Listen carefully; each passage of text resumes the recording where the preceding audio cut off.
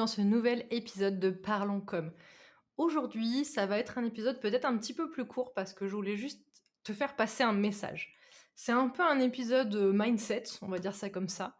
Mais l'idée, c'est vraiment de te faire passer un message que j'ai moi-même pris dans la face il y a pas longtemps et que je trouve très important, que tout entrepreneur devrait entendre, je pense, à mon avis. Ce message, c'est tout simplement, si il ou elle l'a fait, alors toi aussi tu peux le faire. Ça paraît très simple et ça paraît très évident, mais je pense que beaucoup d'entrepreneurs, ont enfin, même pas que dans l'entrepreneuriat, hein, d'ailleurs, mais moi je parle beaucoup à des entrepreneurs. Je pense que beaucoup d'entrepreneurs ont cette vision de: «Oh waouh, lui ou elle, il a réussi à faire ça, c'est incroyable», et cetera et cetera. Des fois, on a même un peu de jalousie, hein, c'est tout à fait possible. On va se dire: «Oh, c'est infaisable, lui ou elle a des conditions de travail qui ne sont pas les mêmes que moi et donc du coup, bien sûr qu'il va y arriver et pas moi». Soit il a un meilleur réseau, soit il a plus d'expérience, soit il a pas d'enfants ou il a pas de contraintes au niveau du planning, soit il a plus d'argent et donc il peut investir dans des choses, et cetera, et cetera. Ce que je veux dire par là, c'est plutôt que de voir ce côté entre guillemets «négatif» de: «Waouh, il a réussi à faire ça, mais moi de toute façon jamais j'y arriverai», voire même le côté jalousie de: «Ah oui d'accord, bon, super, mais bon c'est normal en même temps, voilà». Je dis ça, mais moi aussi, hein, j'ai été jalouse d'entrepreneurs et d'entrepreneuses que j'admire aujourd'hui et avec qui, j'ai échangé et justement j'ai compris, d'où venait ma jalousie et je me suis soignée là-dessus.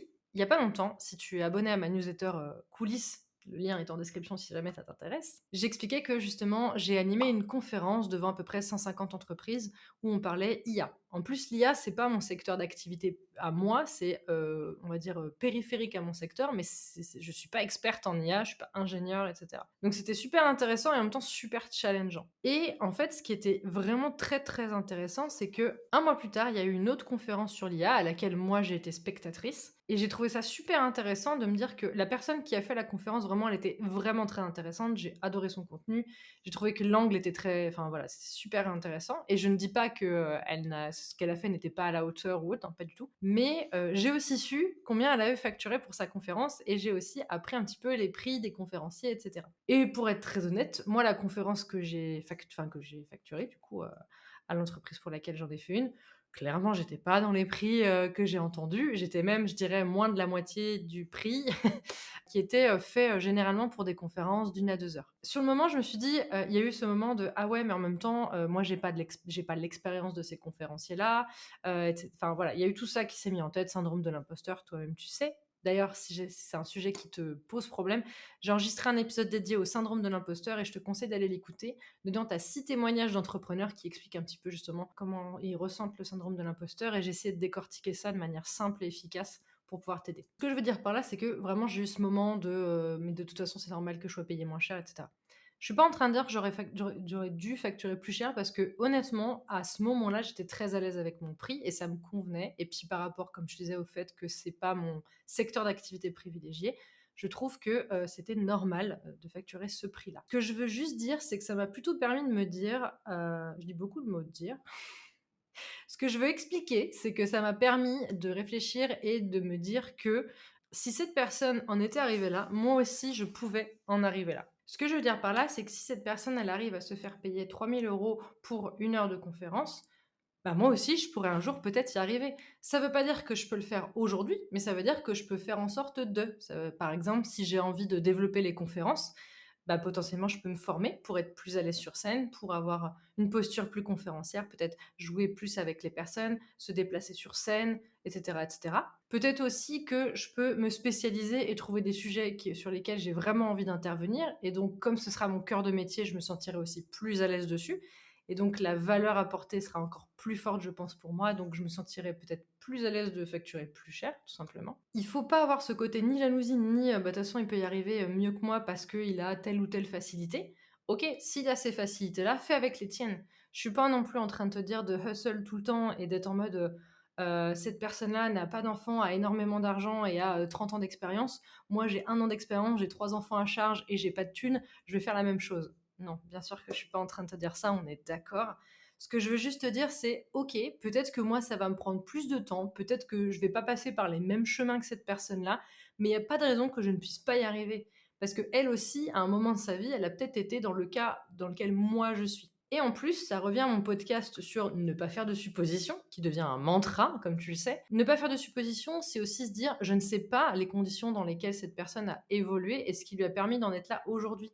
Peut-être qu'elle aussi, elle était en manque d'argent à ce moment-là. Peut-être qu'elle aussi, elle avait une famille à gérer. Peut-être qu'elle aussi, elle avait un syndrome de l'imposteur énorme. Peut-être qu'elle aussi, elle a eu, enfin ça c'est sûr, un moment, elle était à 0 année d'expérience, comme tout le monde. Si quelqu'un a réussi à le faire, toi aussi, tu peux réussir à le faire si tu t'en donnes les moyens et si tu t'autorises de le faire à ton rythme. C'est surtout ça. Tu ne prendras pas le même chemin que cette personne-là. Tu n'iras pas au même rythme que cette personne-là. Peut-être que ce sera un chemin plus difficile ou plus facile parce que tu ne sais pas forcément le chemin qu'elle elle a eu. Peut-être que ce sera plus lent, plus long, ou peut-être que ce sera plus rapide que tu ne le penses. Donc prends le temps de te dire, si cette personne a réussi à le faire, moi aussi je peux le faire. Ça prendra juste le temps, les moyens que moi j'ai. Et grâce à ça, tu vas pouvoir accomplir plus de choses et je pense que tu te sentiras plus à l'aise avec ça. Peut-être aussi que ce sera des goals sur plus long terme. Peut-être que par exemple, moi, devenir conférencière, c'est pas quelque chose que je souhaite faire d'ici la fin de l'année. Imaginons que ce soit mon objectif, peut-être que je me dirais, moi, je me vois bien devenir conférencière d'ici une dizaine d'années.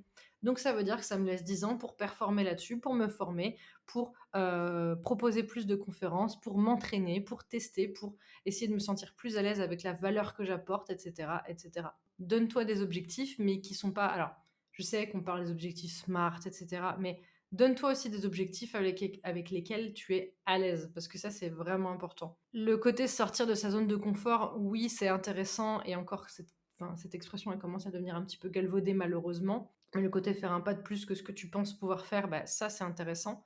Et dis-toi que c'est bien de sortir sa zone de confort, mais c'est pas bien de se traumatiser.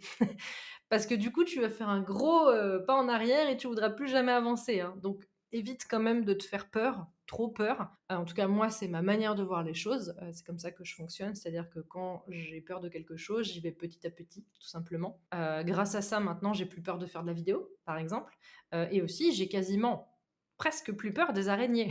Donc voilà, ça se fait petit à petit. Pour en revenir à ça, parce que je digresse facilement, tu le sais, dis-toi que, comme je te le disais, si quelqu'un a réussi à le faire, toi aussi tu peux le faire, mais peut-être à ton rythme, et peut-être aussi à ta manière, parce que chacun va avoir sa manière d'apporter les choses. C'était un petit épisode un peu court, un peu plus mindset, un peu plus voilà, mais je me suis dit que ça pourrait peut-être te faire du bien. Peut-être que tu as besoin d'entendre ça à ce moment-là, ou peut-être que tu auras besoin de l'entendre plus tard et que tu tomberas sur cet épisode à ce moment-là. En tout cas, je l'espère. Et puis, si tu me regardes sur YouTube, évidemment, le petit like, le petit commentaire. Idéalement, si tu peux t'abonner, ce serait vraiment génial. Ça me permettrait de me montrer que mes vidéos sont intéressantes. N'hésite pas à me dire ce que tu en penses en commentaire et ou à me proposer d'autres sujets que tu as envie que je traite. Je lis tous les commentaires et ça m'aide énormément de savoir ce qui vous intéresse, parce que comme ça, je peux créer des vidéos qui vous intéressent vraiment et on peut échanger autour de ça. Merci encore d'avoir regardé cette vidéo et ou cet épisode, si j'étais dans tes oreilles ou si j'étais devant tes yeux. Je te souhaite une très bonne fin de journée, d'après-midi, de nuit, de soirée, peu importe le moment où tu regardes, où tu m'écoutes, et à très bientôt.